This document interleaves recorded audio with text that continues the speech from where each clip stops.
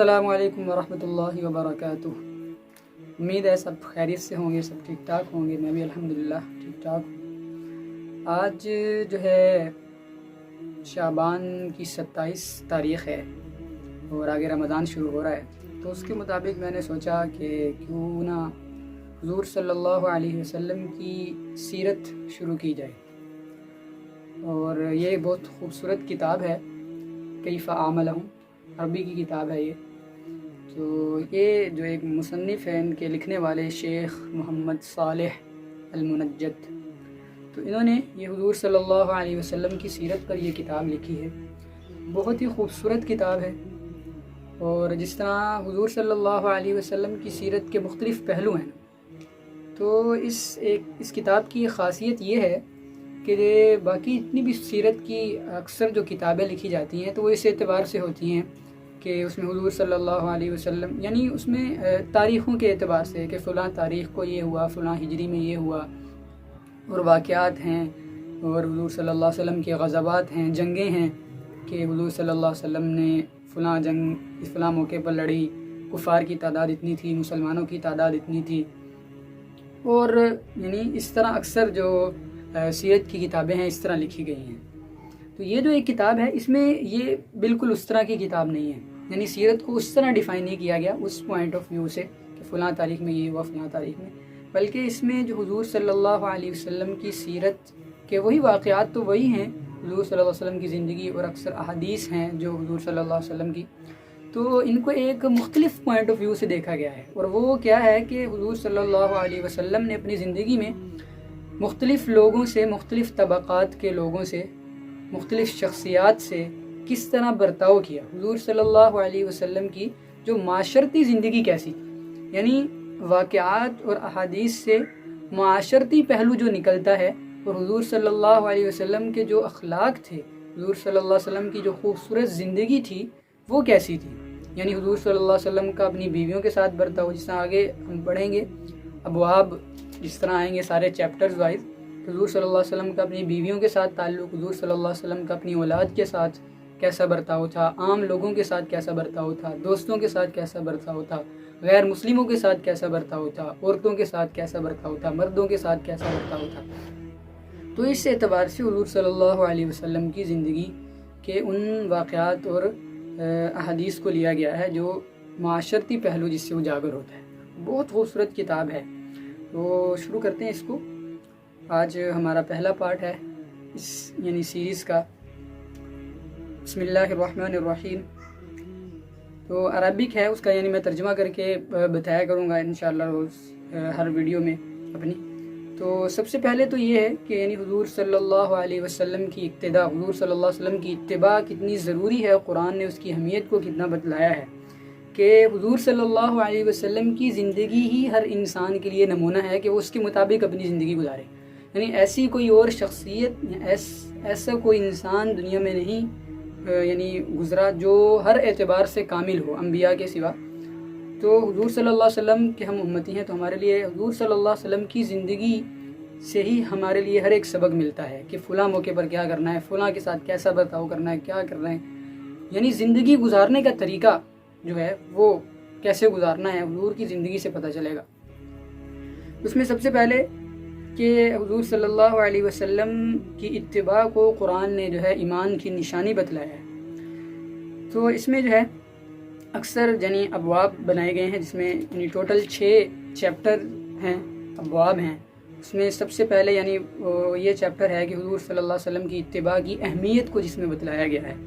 اور اسی کا آج جو ہے یعنی اس کے بعد جو دوسرا باب ہے کہ آپ صلی اللہ علیہ وسلم کا اپنے گھر والوں کے ساتھ معاملہ کیسا تھا، اپنے رشتہ داروں کے ساتھ معاملہ کیسا تھا۔ تو اس میں پھر آگے چھوٹے چیپٹر بنے ہوئے ہیں، جس طرح کہ حضور صلی اللہ علیہ وسلم کا اپنی بیویوں کے ساتھ تعلق، ٹھیک ہے، اس کے بعد یعنی اس میں آگے یعنی بیویوں کے ساتھ تعلق کیسا تھا، فلاں موقع پر کیسا تھا، حضور صلی اللہ علیہ وسلم کا اپنے بیٹوں کے ساتھ تعلق، حضور صلی اللہ علیہ وسلم کا اپنی بیٹیوں کے ساتھ تعلق، حضور صلی اللہ علیہ وسلم کا اپنے نواسوں کے ساتھ تعلق، حضور صلی اللہ علیہ وسلم کا اپنے رشتہ داروں کے ساتھ تعلق، تو پڑوسیوں کے ساتھ، مہمانوں کے ساتھ، اگر میزبان کے ساتھ اگر کئی مہمان بن کر گئے ہیں تو کیا معاملہ کیا ہے، خادموں کے ساتھ کیا معاملہ تھا حضور صلی اللہ علیہ وسلم کا، اور جو مصائب مصیبت میں اگر کسی شخص کو دیکھتے تھے اس کے ساتھ کیسا تعلق تھا، فقیروں کے ساتھ یعنی جو غریب لوگ تھے، مالداروں کے ساتھ جب ملتے تھے کیا تعلق تھا، کیسے رہتے تھے، اور خاص لوگ جب ملنے آتے تھے، بڑے لوگ یعنی عہدے دار بڑے لوگ جب ملنے آتے تھے ان کے ساتھ کیسا تعلق تھا حضور صلی اللہ علیہ وسلم کا، اور پھر حضور صلی اللہ علیہ وسلم نے یعنی لوگوں کو کیسے دعوت دی، جو ہے نئے مسلمان جو لوگ ہوتے تھے ان کے ساتھ کیسا تعلق تھا حضور صلی اللہ علیہ وسلم کا، دیہاتی لوگ جو ہوتے تھے جنہیں ہم یعنی زیادہ پڑھے لکھے نہیں ہوتے ان کے ساتھ کیسے حضور صلی اللہ علیہ وسلم کا برتاؤ تھا، اور جس طرح جسے ہم سب ہی گناہ گار ہیں، اس وقت یعنی کسی سے اگر گناہ ہو جاتا تھا، کوئی گناہ گار تھا تو کیسا برتاؤ ہوتا تھا حضور صلی اللہ علیہ وسلم کا اس کے ساتھ، منافقین جو تھے ان کے ساتھ اللہ کے نبی نے کیسے جو ہے اپنا سارا وقت گزارا، یہود کے ساتھ، کفار کے ساتھ،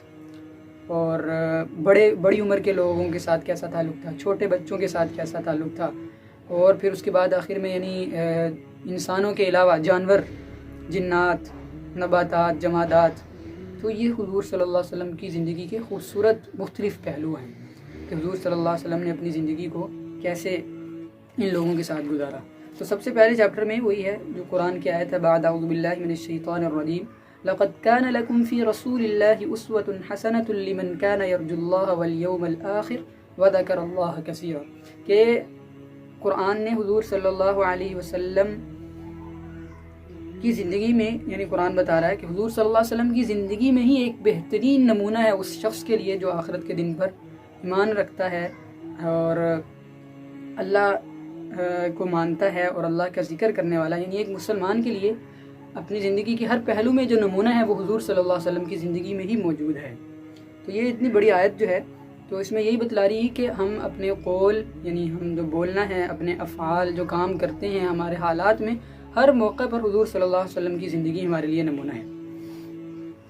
تو سب سے پہلے یعنی نمونہ ہونے کا مطلب کیا ہے کہ حضور صلی اللہ علیہ وسلم کی زندگی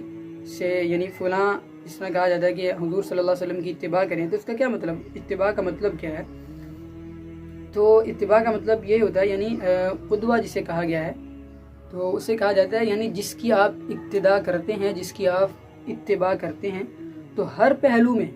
اس کی اتباع کرنا، ٹھیک ہے، بول چال میں، رہن سہن میں، ہر اعتبار سے جو ہے